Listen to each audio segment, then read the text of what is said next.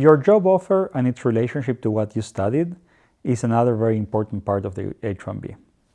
How do you think about this one?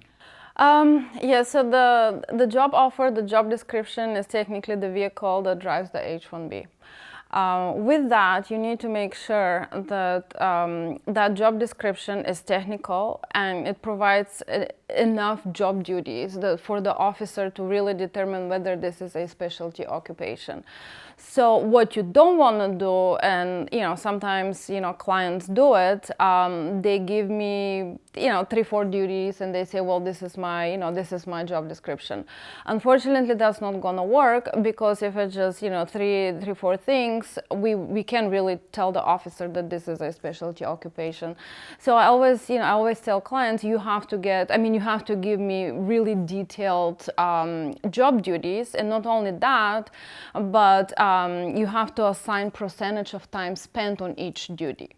I know it sounds complicated, and then people start thinking, oh, maybe here I spend 5%, 10%. You don't have to be. It doesn't have to be an exact math, but we have to have that, because if we don't, that's when USCIS will issue that RFE on specialty occupation, because they cannot determine how special that job is.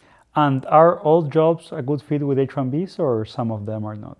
So, you have to, the job offer has to match what you study, basically. So, if you have a degree, again, if you have a degree in computer science and the job offer is, for an architect, that's not going to work.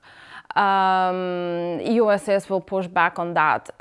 Sometimes we have people with degree in mechanical engineering, and the job offer is for a software developer or a database analyst or something more technical like that.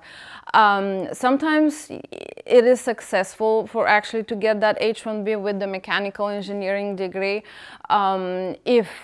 because some of the courses that you took for during your studies for a mechanical engineer overlap to some extent with some of the courses that you take for a computer science degree. Not all of them, but some of them do.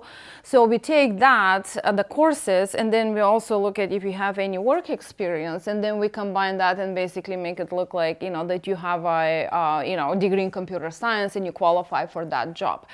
Sometimes it works, sometimes it doesn't. At this point, it depends on the adjudicator that you get and whether they're gonna buy that argument. And in the same way that there are some degrees that are a bit too general and a bit more, harder to get the H-1B, are there some jobs that might be too generalist, too management oriented with no specialty on it, or is it a way of how you frame your duties?